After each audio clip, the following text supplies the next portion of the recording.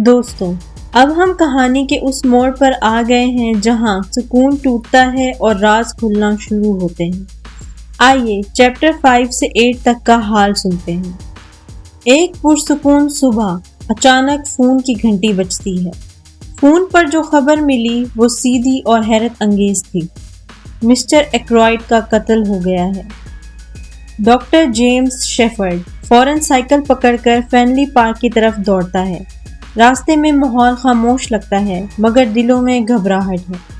جب وہ گھر پہنچتا ہے تو منظر کچھ ایسا ہوتا ہے جیسے کسی فلم کا سین ہو۔ لوگ ادھر ادھر بھاگ رہے ہیں، نوکر پریشان چہرے لے کر پھر رہے ہیں۔ پھر جو منظر ملتا ہے اسے دیکھ کر ڈاکٹر شیفرڈ کا دل کانپ اٹھتا ہے۔ راجر ایکرائڈ کرسی پر بیٹھا ہے، چہرہ مدھم اور سینے میں ایک چھرا یا کھنجر گھسا ہوا۔ وہ خنجر جو پہلے صرف سجاوٹ ہوتا تھا اب قتل کا ہتھیار بن چکا ہے۔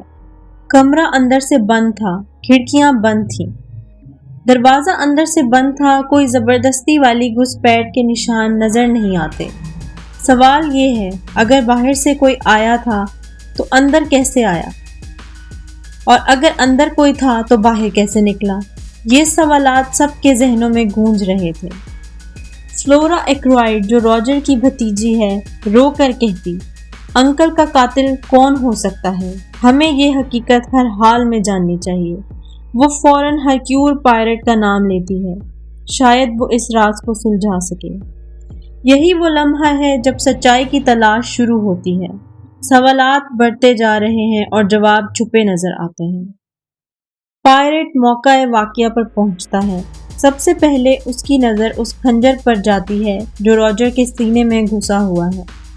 وہ دیکھتا ہے کہ یہ عام چھرا نہیں بلکہ ایک خوبصورت غیر ملک کا خنجر ہے جو عام طور پر ڈیکوریشن کے لیے استعمال کیا جاتا ہے۔ کمرے کی ہر چیز پائرٹ کے لیے ایک اشارہ ہوتی ہے۔ کاغذات، میز پر رکھے ہوئے برتن، فرش پر نشان اور چیزوں کی چھوٹی موٹی تبدیلیاں۔ وہ چھوٹی چھوٹی باتوں کو جوڑ کر ایک تصویر بناتا ہے۔ ڈاکٹر شیفرڈ سب کچھ لکھتا رہتا ہے اور پائرٹ کا کام گہرائی سے دیکھتا ہے اور اسے سمجھنے کی کوشش کرتا ہے۔ ایک اہم نکتہ یہ بھی ہے کہ کیا خنجر گھر میں پہلے سے موجود تھا یا باہر سے لایا گیا تھا؟ اگر یہ گھر کی چیز تھی تو کون اسے اتنی آسانی سے اٹھا کر استعمال کر سکتا تھا؟ فون کالز کا وقت بھی اہمیت رکھتا ہے۔ رات کے کس وقت کس نے کال کی، کس سے بات ہوئی، یہ سب باتیں پائرٹ کے نزدیک بہت امپورٹنٹ تھی۔ ہر چھوٹی سی تکرار، ہر تھوڑا سا فرق پائرٹ کے لیے ثبوت بنتا جا رہا تھا۔ اس طرح اس چیپٹر میں تحقیقات کی بنیاد مضبوط ہوتی ہے۔ پائرٹ ڈاکٹر شیفرڈ کو اپنا ساتھی بنا لیتا ہے۔ وہ کہتا ہے، تم میرے ہیسٹنگز بنو میرے دوست، تم ریکارڈ کرو اور دیکھو۔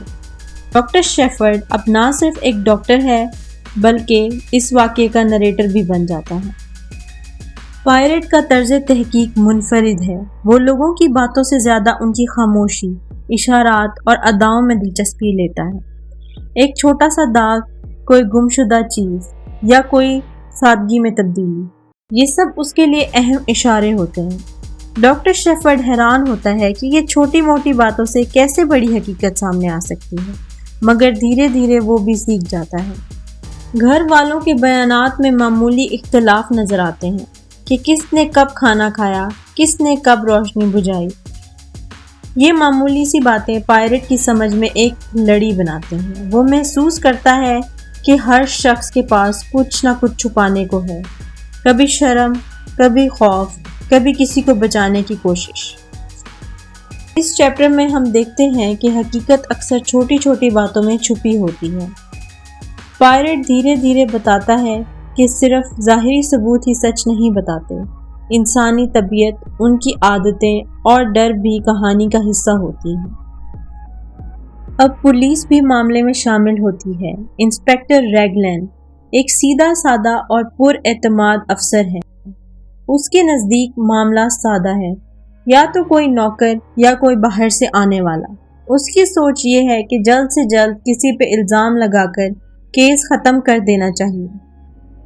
ریگلین اور پائرٹ کے درمیان ایک ہلکا سا مقابلہ شروع ہو جاتا ہے۔ ریگلین ثبوت دیکھ کر جلدی نتیجہ نکالنا چاہتا ہے جبکہ پائرٹ ہر چھوٹی بات کو غور سے پرکھتا ہے۔ ریگلین کہتا ہے کہ ثبوت صاف ہیں، خنجر اور بند کمرہ۔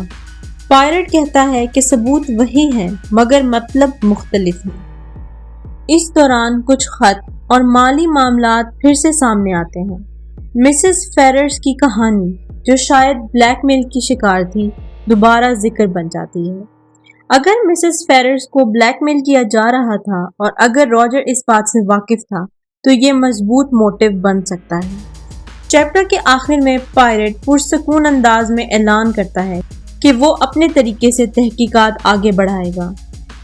ریگلین پر اعتماد ہے مگر پائرٹ کی خاموشی میں ایک عزم چھپا ہوا ہے۔ وہ جانتا ہے کہ حقیقت سیدھی راہیں نہیں دکھاتی۔ تو دوستو چیپٹر 5 سے 8 نے ہمیں مضبوط بنیاد دی ہے۔ ایک بند کمرہ، ایک غیر ملک کا خنجر، لوگوں کے بیانات میں چھوٹی چھوٹی تکرار اور پائرٹ کی نظر جو ان چیزوں کو جوڑ کر تصویر بناتی ہے۔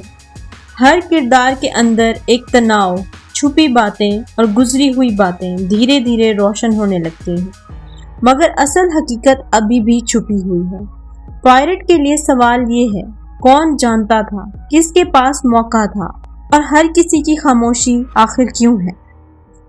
اگلے حصے میں راز اور گہرے ہوں گے، خط کھلیں گے، رشتوں کے پردے اٹھیں گے اور چھوٹی سی باتیں بڑے انکشاف کا سبب بنیں گی۔ اگر آپ کو یہ پسند آیا ہے تو اگلی ایپیسوڈ کے لیے ضرور ہمارے چینل کو سبسکرائب کریں۔